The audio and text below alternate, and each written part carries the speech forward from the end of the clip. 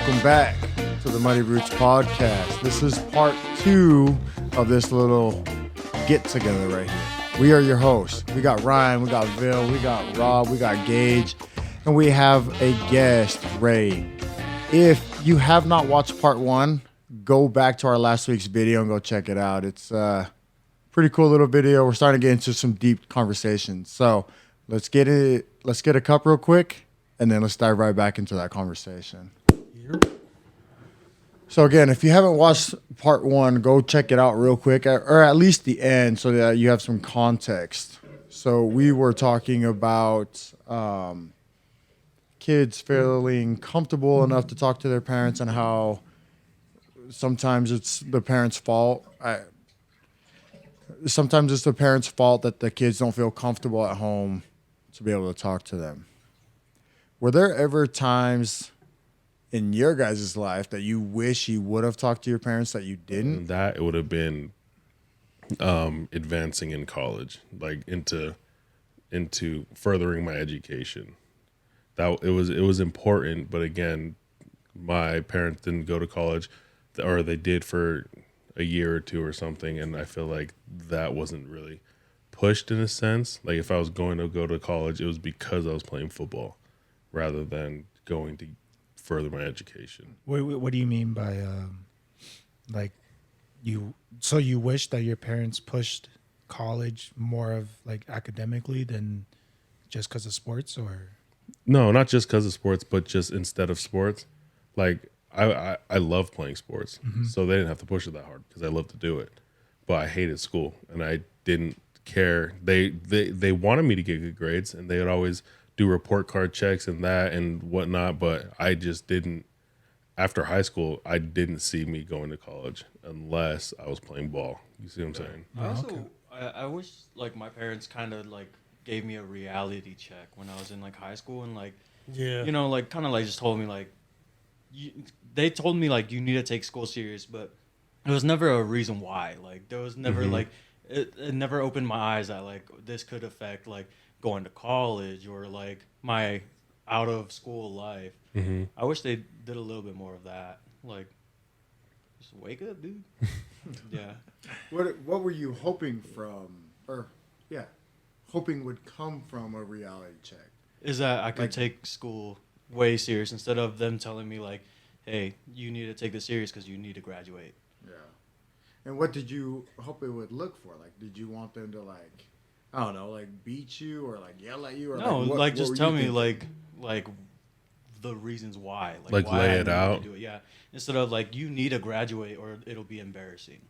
Like I would take more. I would take it better if they're like college would do good for you. Like Open doors. It'd be a lot easier. So as far as a reality check, maybe more because they told you to graduate, but instead they didn't give you good reasons to why to graduate. Is that what you're saying? So I guess I maybe if you never had questioned better, it. If you had better reasons, maybe you would have taken it more serious. Yeah, and my only goal was just to make it to graduation. It wasn't to like, you know, like 4.0s will make it look better for college. They'll accept me more. I would get more offers. I just made it to like, I just need this to graduate, and that's it. Okay. Interesting. Would that change your decision of going into the Air Force? I think so.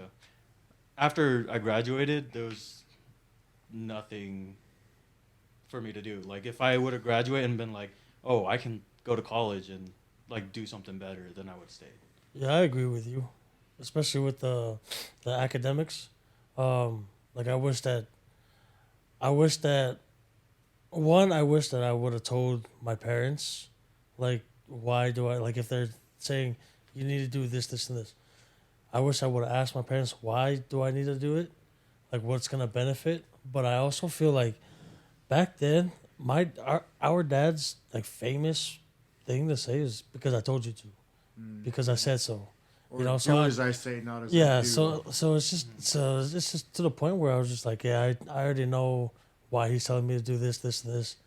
But like for sports, I wish I would have like talked to them heavy about sports, because like when I was playing at Desert Hills, and we went through a head coach change. I did not like my new head coach, Coach Frankie. I did not like him, and it was just because he would like he would favoritize like his favorites. So he would play his favorites. He would start his favorites. He would go up to the other coaches and say, "Hey, you need to play him just because he's this good."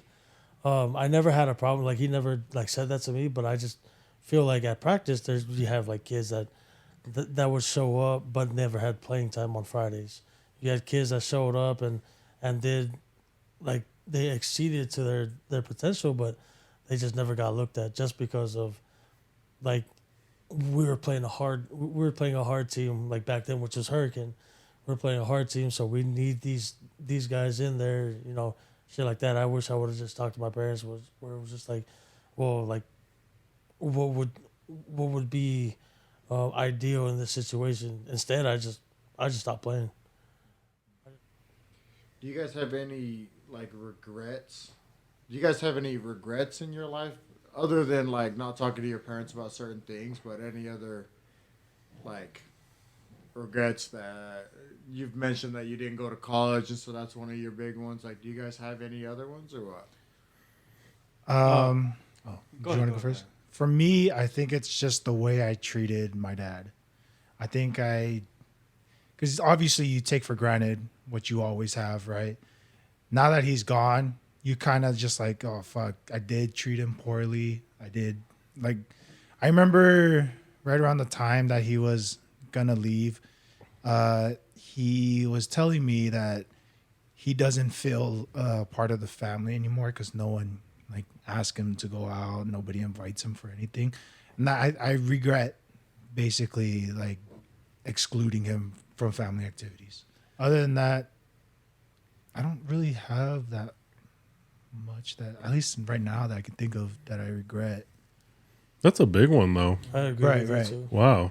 Yeah, I mean, it's weird because like our dad wasn't really accepting. He's very old Samoan church. He doesn't like the newer things that we're into.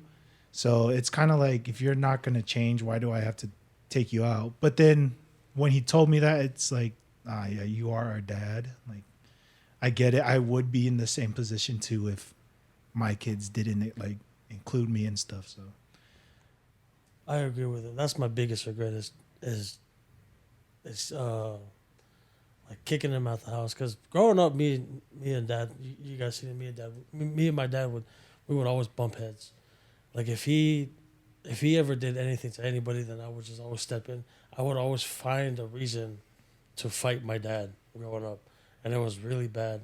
So finally, it just got to the point where, I don't know. We came home from something, we did something, and then, and also, I mean, he would always leave my mom. He told my mom when we left Hawaii. He told my mom, "Good luck raising the kids by yourself." And so my mom just made that up. She prioritized that, and she said, "Okay, I'm gonna raise these kids how I want to raise them."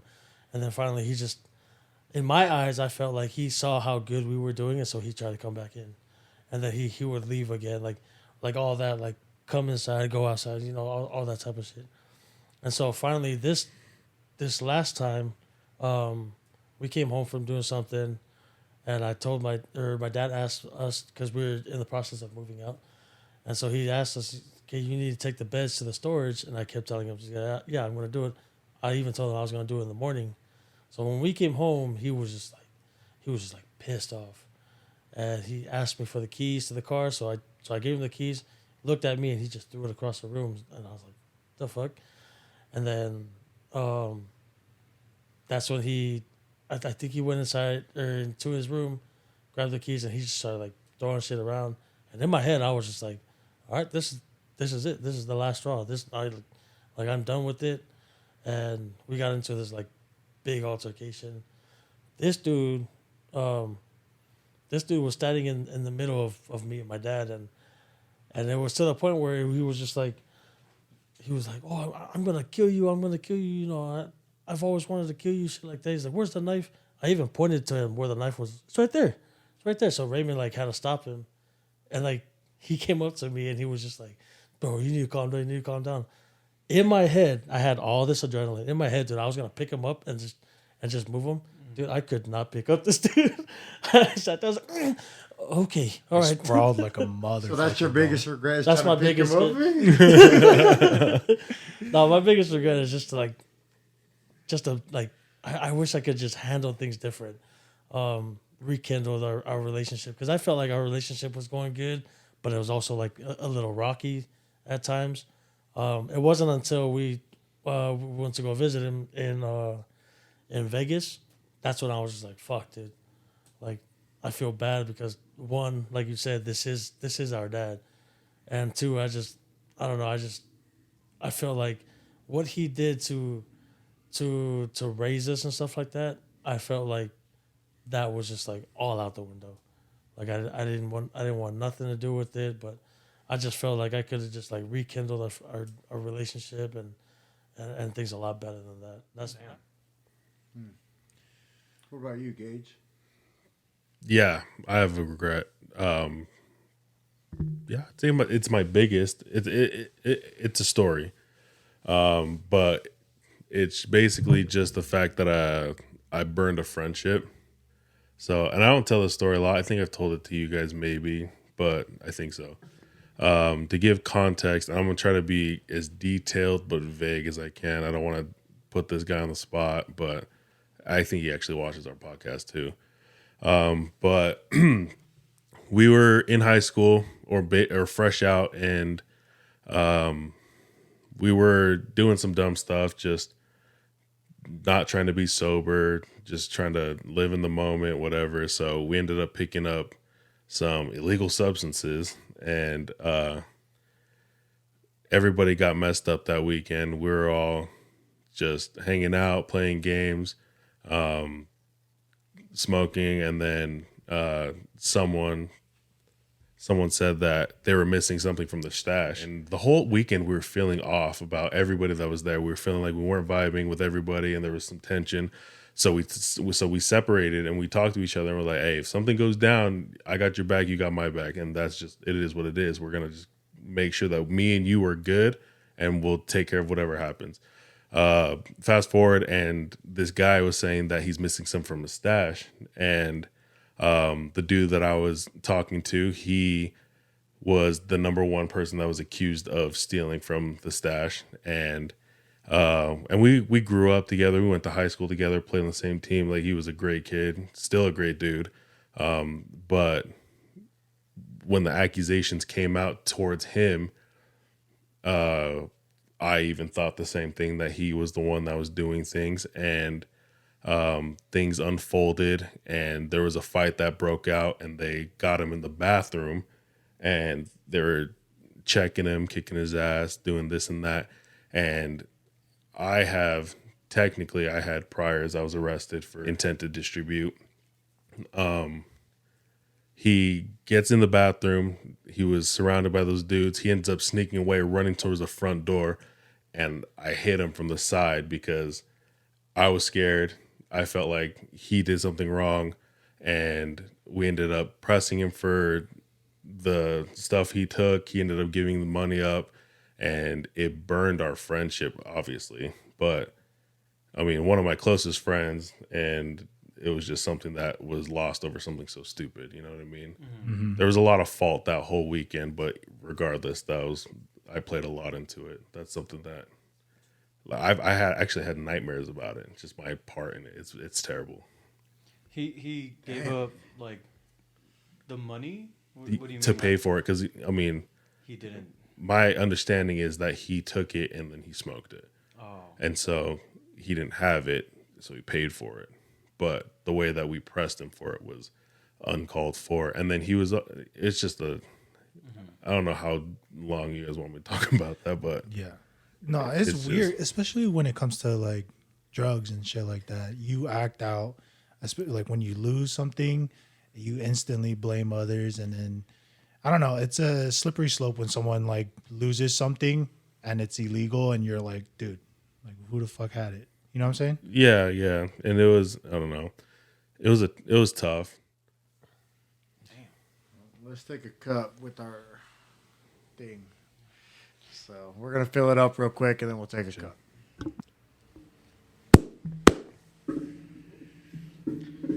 What about you guys? See, let's hear you, Ryan. Here on. While me a you're s- serving. Yeah, give me a second, real quick. Mine isn't as deep as your guys. Well, like, it's not crazy. Don't have to be crazy. God. One of my regrets is joining the Air Force. Really? Yeah. I just feel like I wasted so much time in something that I knew wasn't gonna be forever. And now that I'm out, so I got out 6 years into it. I got out 6 years into it, and then I have to start at square one, where like people coming out of high school are starting at like they're starting at the bare bottom of a new company. You're saying with life. Work experience and everything. Yeah, with work experience and like it's just shitty. I feel like if I wouldn't have joined, I would have been fine. Like 6 years into not being in the military, I would have been where everyone else is. That's like guys who serve missions, though. I don't think most of, guys who serve LDS missions, I don't think most of them regret it, but that is something.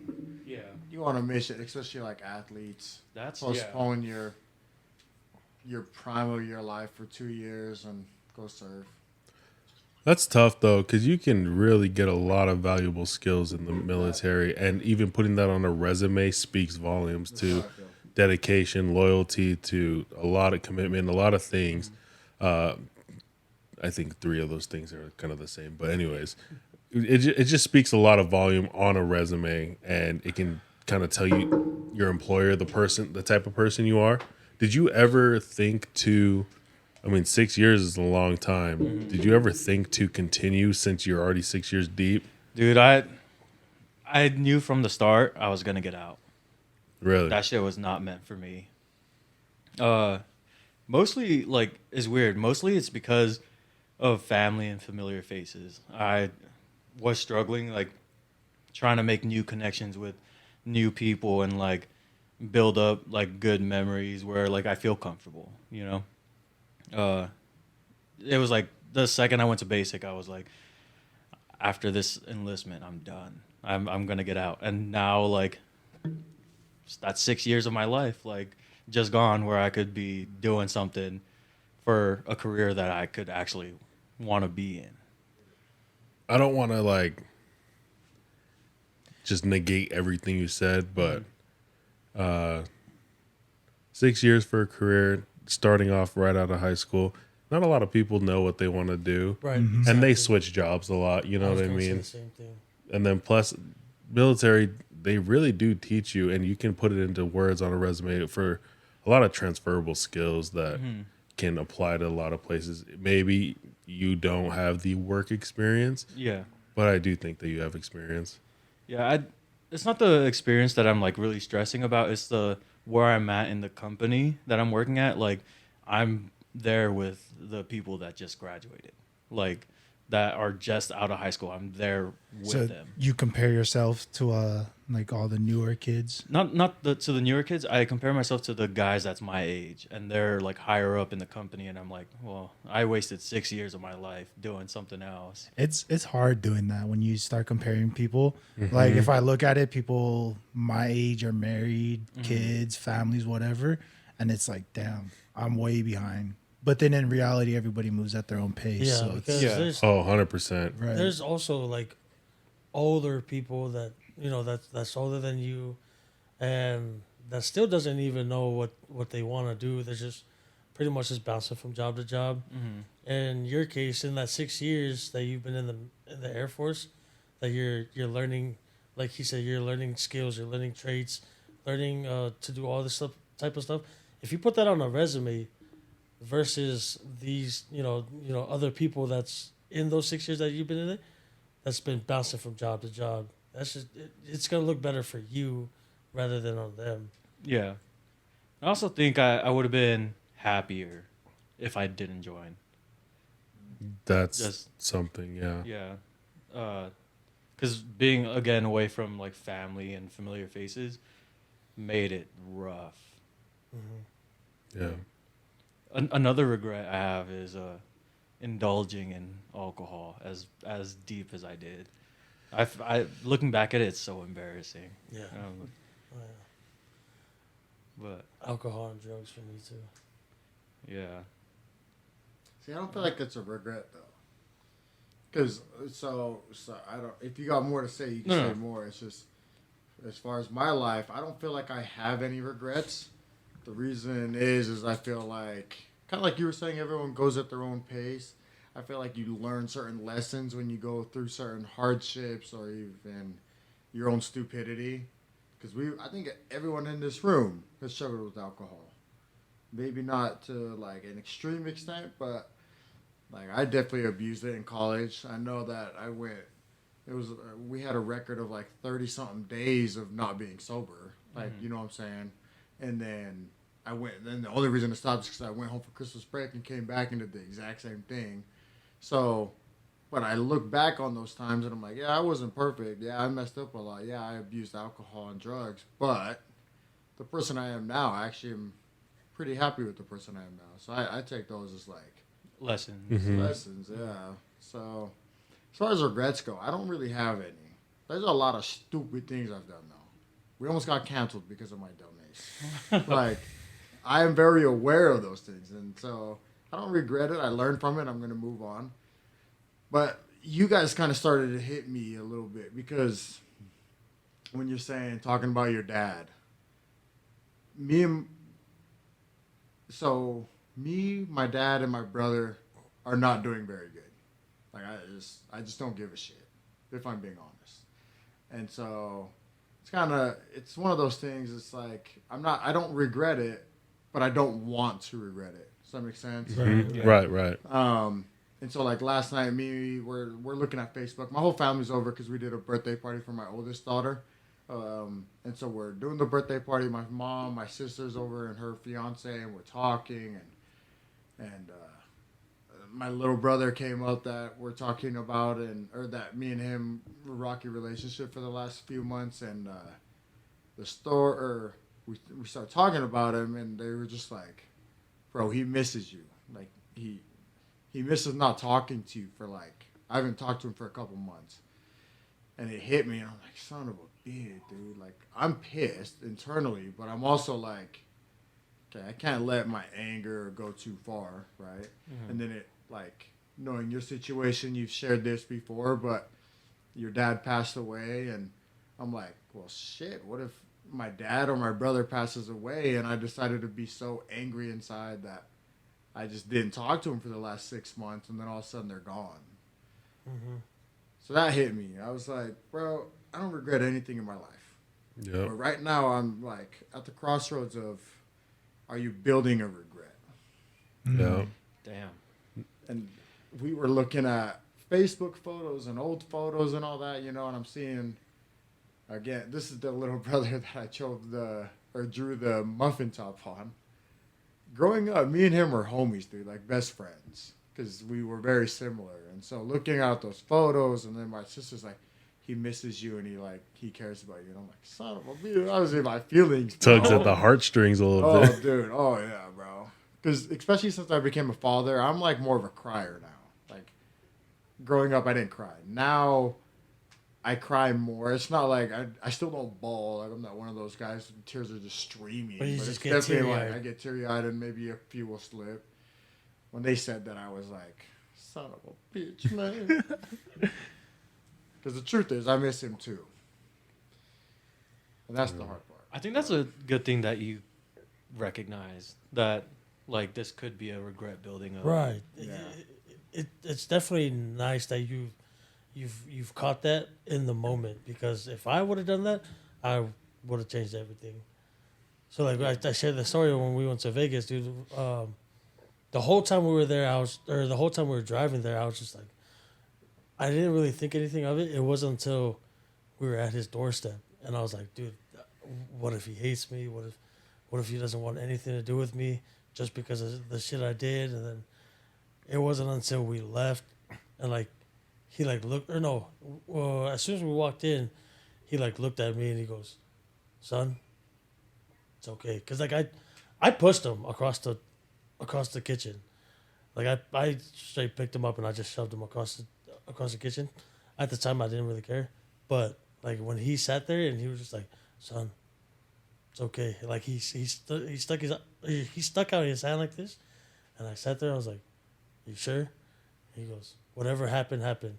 And so his hand was still out there, and I went to go like dab him up, and he was like, and hugged me, and so I was just like, so I hugged him like that, but I was just like, I wish I would have caught it in the moment, just like how you did, you did with you and your brother, and it's definitely nice that you got it in the moment. Yeah.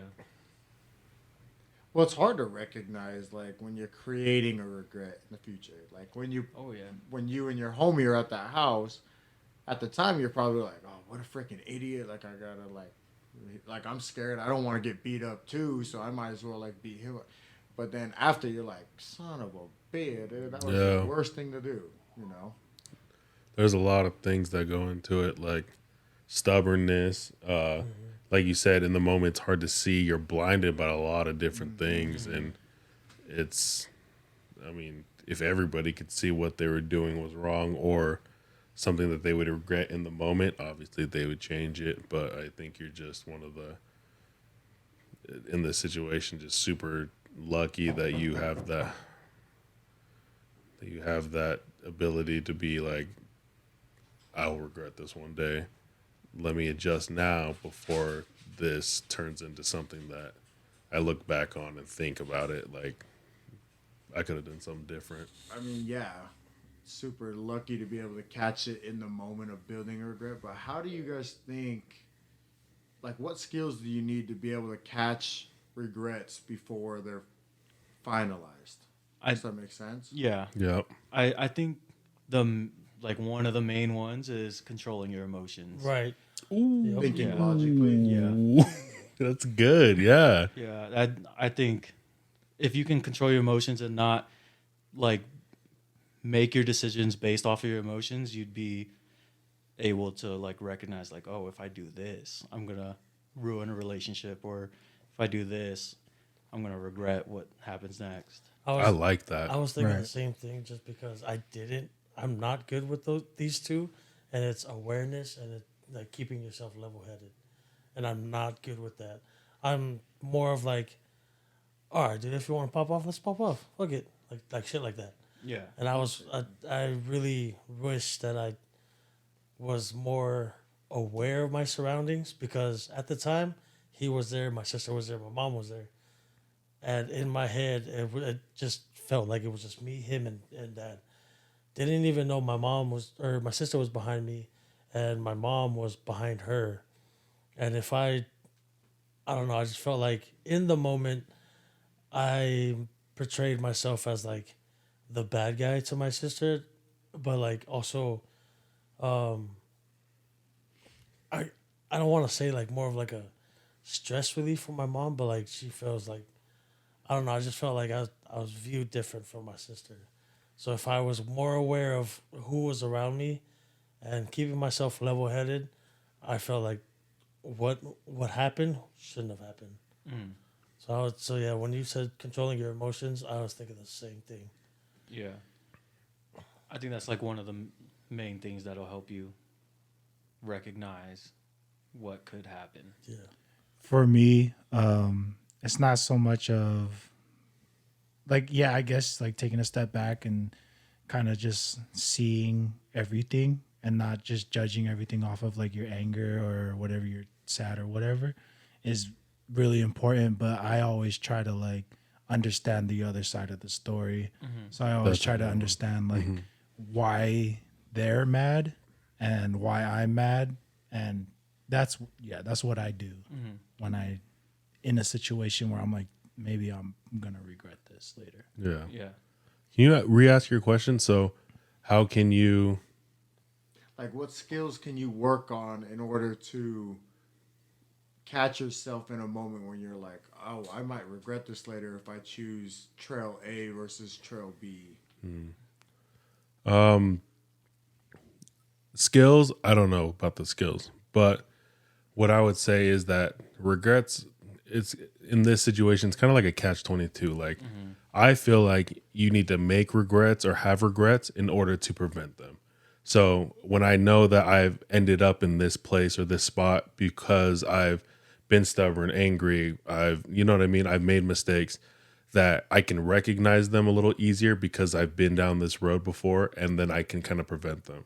So if I've made a regret, or if I've put myself in that same situation where I can step back and evaluate where I'm at, then I can kind of make that detour route to where I can Right.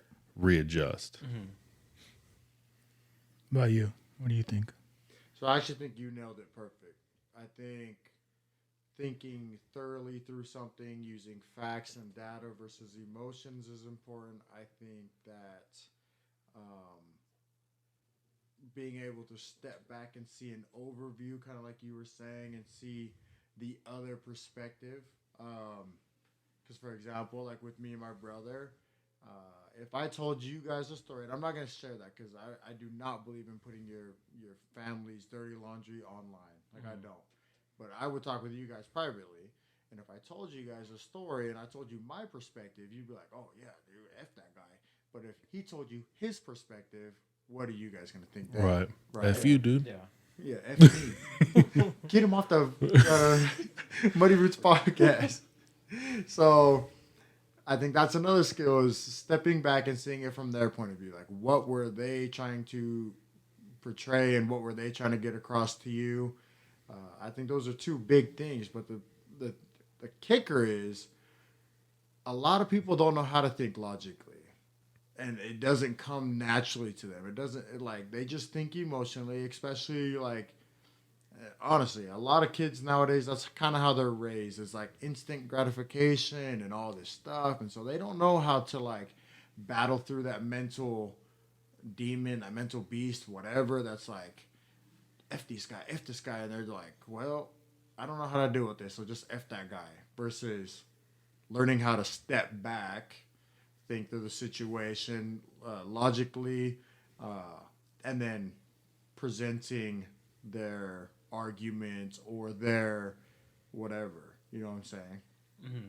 So I've thought about that a lot. Is like, how do you teach people, or how do people develop the skill to think logically versus think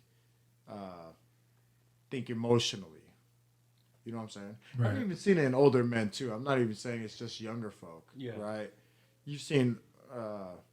We know of a guy who he coaches, and when he coaches, he's an older man, and he gets so emotionally involved, and he's so pissed that the next play he doesn't do the right thing, or he doesn't tell his players the right thing to do, or whatever, and then the next play is busted too, right? So how do you develop that skill of, okay, I'm not going to just think emotionally, I got to learn how to relax, think logically, and then proceed? A lot of it is just you need to learn how to take a deep breath, how to back your agendas away from the argument, and just kind of understand, you know what I'm saying? Just understand everything, all the events, how they felt about what you did, how you felt. A lot of that can prevent a regret. And then sometimes you do it, and then sometimes you're just like, I don't get it. And then you're still going to do whatever you do and regret it later. It's just, as long as you do these steps, you take a second to yourself and you kind of try to see everyone and how they think about it, then I guess you can develop skills on how to prevent regrets. I kind of like what you were saying though earlier about you've already had some regrets, and so you've learned from them. Does that make sense? So I like how you said that. And I actually have an example, and it's a little bit different from regrets as far as more talking about how to control emotions. And so I obviously have kids. I'm raising my kids to, be strong, independent people. And girls naturally cry more, especially as little girls that are 3 and 4 years old. So my daughter, she used to cry a ton, and I'd always tell her, hey, why are you crying? What does it do for you? And when you get her to think like that, she's like, it doesn't really do anything. You know what I'm saying? There'll be certain times that crying helps release some of that energy, and I get that. And so I'm not like a strict like no crier. It's more of a okay, cry for a minute, release that energy, and then think logically through it. You know what I'm saying? But I don't think, especially with this gentle parenting, I don't think a lot of kids get that opportunity at a young age. At a young age, they're just talking, hey, just cry it out. And so that's when you're thinking emotionally. Emotionally, you want to just cry. And yeah, do it, whatever. Get that initial energy out. But then they never figure out how to logically think through the situation. So like my daughter, she cries about, I don't know, a cookie being eaten and she didn't get one. I'm like, okay, well, cry, get the energy out so that you can like think. But if you keep crying, you're never going to resolve the situation. And then if she stops crying, I'm saying, okay, let's think through the situation. She's like, well, I can make my own. It's like, perfect. Let's make a cookie. You know what I'm saying? Like, that's a stupid situation. But for a little kid, they think it's a big situation. And as adults, if you can learn to do that when you get older, I think it's huge. That's true. Pinpointing the problem is, or like, because it's probably not just the cookie that she was mad about. It's like being excluded. So pinpointing like exactly what the problem is a good way to help stop regrets and stuff like that. Yeah, I agree. I like what you said about what did you said? What, just barely? No. You said something about like taking a step back and yeah. So taking deep breaths. Right. taking a step back, taking deep breaths. That's called grounding, and that works with all your emotions, with anger, with anxiety, with sadness or depression or something. If you ground yourself, you become more. The things come in clarity, and you're able to assess rather than react. And I think, and there's a lot of things that you can do to ground yourself. People have, like a rock or a necklace or an object or something ball. that they can ground themselves for a second, or take a deep breath, or you know what I mean. There's other things that I think that grounding yourself really takes emotion out of it, and it can help you assess the situation and the issue logically, so that you can kind of approach it with more of a solution, with a clear mind. I actually like that. I'm a huge advocate of deep breaths versus crying. Because crying, you're releasing that energy, yes, but you're also still feeling the sadness. Versus deep breaths, like you're saying, it's grounding you. So when I was in high school, we would do this thing before football games. It's called mental imagery, and part of it to start was, okay, inhale, think of everything negative in your life, think of all the distractions, think of the girlfriend who broke up with you, or whatever it was. Think of that, put it in your chest, and then blow it out. So then you're releasing that negative energy as well, plus you're grounding yourself and getting dialed in for the next task. And so I'm a huge believer that breathing, and again, we're not professionals, but breathing is just as good as crying, and you could argue that it's better because it gets that sadness away as well. When you're crying, you're just going to be sad, but you get to release some of those big energy, like the big feelings is what you call them in little kids and stuff like that.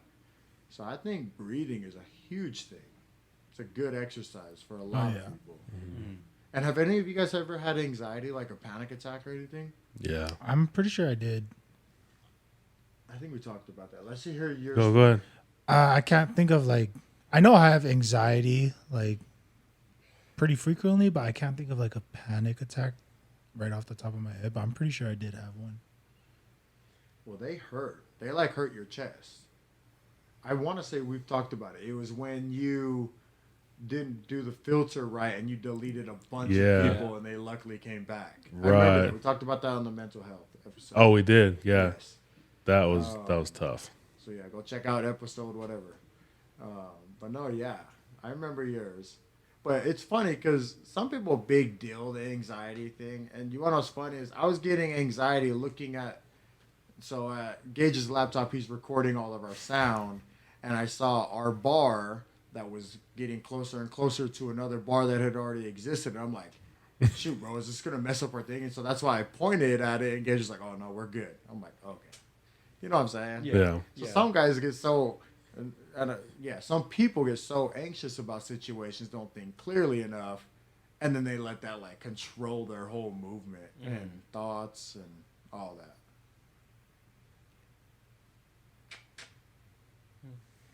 Good Take a conversation.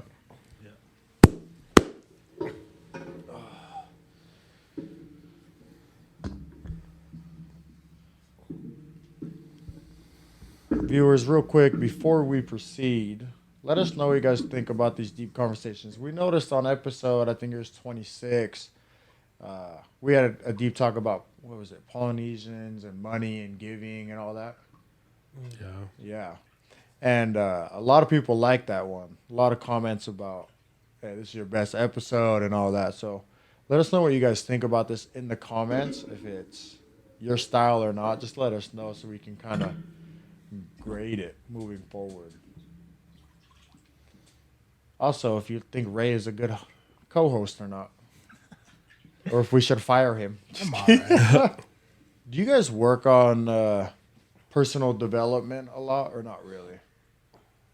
No, I'm more just self-aware, but like I know my problems. I just don't tend to work on them, but I acknowledge them. You know what I mean?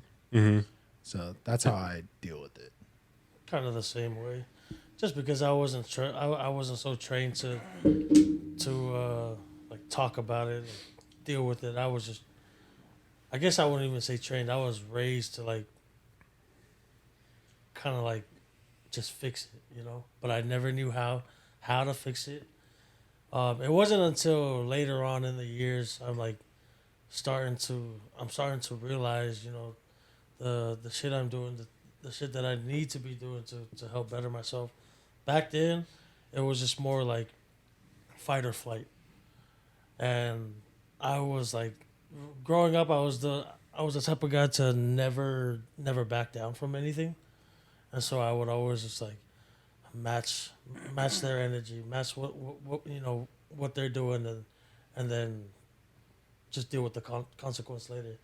Rather to now, I'm more of like taking a step back, you know, choosing flight. Because back then I was like, dude, if it's, you know, fight or flight, if I take flight, I'm like gonna be perceived as like a bitch. But now it's just like, I was talking to my niece, my cousin, Tiare, and she was just like, well, not everybody thinks of you like that, and that's what like, that's what was instilled to my brain. It was just more like, if I take flight, I can assess the situation. I can learn how to, you know, I can think of X, Y, and Z to think to help better myself.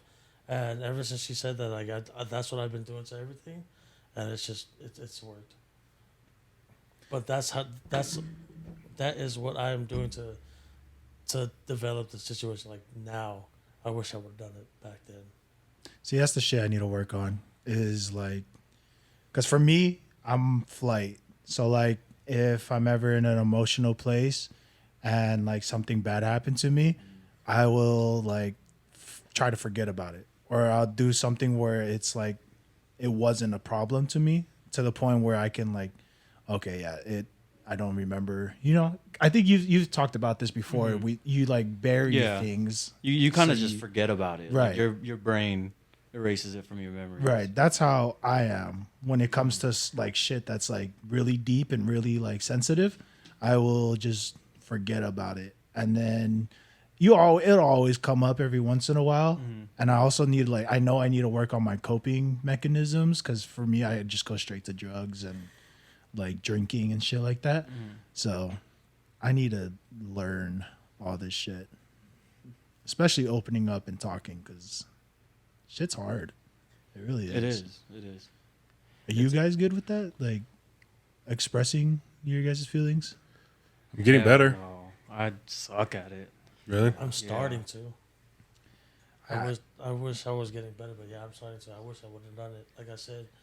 And this is just like all pertains to like my past self. I wish I would have done all this before, but Yeah. it's good to start now rather than later. Yeah. That's how I look at it. But yeah, I'm starting to open up and it's just to like certain people. Like I won't, like I guess it pertains to now, but I wouldn't even like open up to like random people. I think I'm pretty sure I shared a story of when I had Tinder.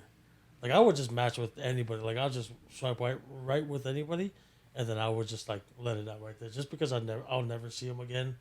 Like things like that. And they don't have a chance to like perceive me and like make up their mind of who I am. And then after that, I would just block them and then I'll delete the app. But I'm starting to like open up to certain people. It's hard opening up.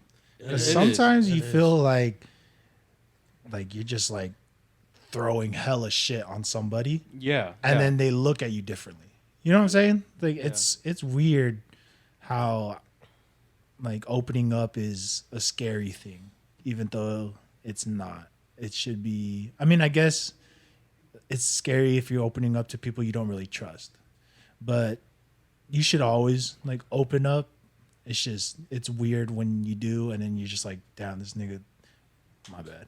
This person knows me at like a different level. You know what I'm saying? And it's like sometimes when I open up to someone, it's like, oh, now you're too close. So Yeah. like back off. You It's know what really I'm hard to saying? be like vulnerable in front of people and like showing them the side that they're not used to seeing. Right. You're like completely like shattering. Like I used to be a funny guy, but like Right. now I'm sad and I need someone to talk to. It's weird to Yeah. let them in so that I see what you're saying. Well, then people see you different, right? Yeah, and then This you're is- scared that they're like gonna judge you off of that one incident. This is kind of a different example of that, but for work, we all used to work at the same spot called SNS. Well, me, Ryan, and Rob did. SNS Mechanical. They're a good HVAC company. Anyway, the guy my boss was kind of a little bit rough to work with, and he would give me all these commands, and I would do it, and then finally there was just one day I didn't break down like crying, but I like went to him like, bro, like he's like, how are you doing? I'm like, oh, it's good. I mean, it's getting stressful, this and this and this and this, and me, I'm trying to grow in this company, and he hears me say all this, and he's like, oh, well, I guess I can't let you grow anymore. And I'm like, I'm really just opening up. Right. I'm not doing it so that you can demote me. Like I'm doing it because Right. I just need to get it off my chest. My wife doesn't understand. Mm-hmm. You do, so I just was talking to you. So some people you do that to. Like Yeah. another weird example is I have what I call I call him my 17-year-old son, my 18-year-old son. You guys know him, Tommy. He's my wife's cousin, but he's lived with us for about almost 2 years, a year and a half. And when I'm talking to him, or there was one time I was just talking to him and I broke down. I was in a bad spot in life, and I was like, I actually did cry. Like again, not bawling, but tears coming down. I'm crying and explaining all these things, and so then for the next little bit, he didn't think he could rely on me, and then he also was like checking in on me to make sure I'm good. And I'm like, bro, I'm good. Like I had a moment. Yes, I'm working through some stuff, but I'm good. Yeah. Sometimes opening up is kind of sucky because then people like, oh They shoot, treat you differently. Yeah. They got skeletons in the closet. It's Right. like, bro, I'm still the same person. Yeah. I'm just working through stuff. Yeah. But I also don't like the feeling of like other people worrying about me. Yeah. Like just let me get it off my chest. You don't got to worry about Yes. it. Like just know. Yeah, I struggle with like, I don't want to make my problem your problem, Mm-hmm. and so that's why when I backtrack to the mental health episode, that's why I never opened up. It's because I didn't want to make my issue your issue, and have you worry about me because of the things I said. I would rather just hold it in and deal with it myself, or try to deal with it myself. And so that's the biggest thing about me. And the other one too is them thinking about me different. Like you said, dude, I'm the same guy. yeah, You know, whether I talk about it or not, I'm the same guy. Mm-hmm. I'm gonna still act the same, but it's just this is what's I trust you because I'm being vulnerable to you, and it's more of like I need to get this off my chest.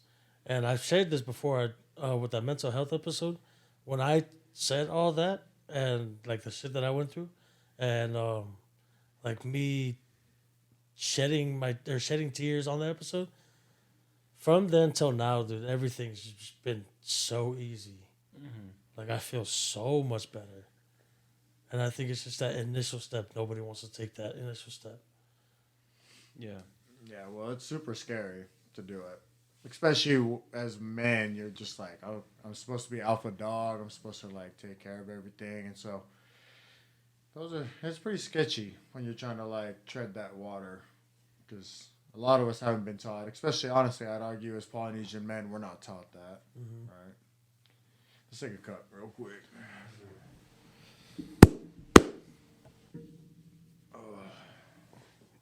I mean, you could probably argue, though, like, you know how we were just saying earlier that crying is a good emotional release?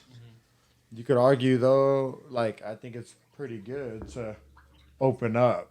I think opening up helps you release certain, I don't know, emotions. Well, there you have it. Another episode from Muddy Roots Podcast. If you guys are just listening to it, or if you guys are watching it, you guys don't have the YouTube Premium, go to iTunes and Spotify. You guys can check us out there. Because you guys can also check us out on Instagram and TikTok. So this is who we are, and we're signing out. Also, shout out to Ray. Thank you for coming on, bro. Thank you guys for You did having me. such a great job.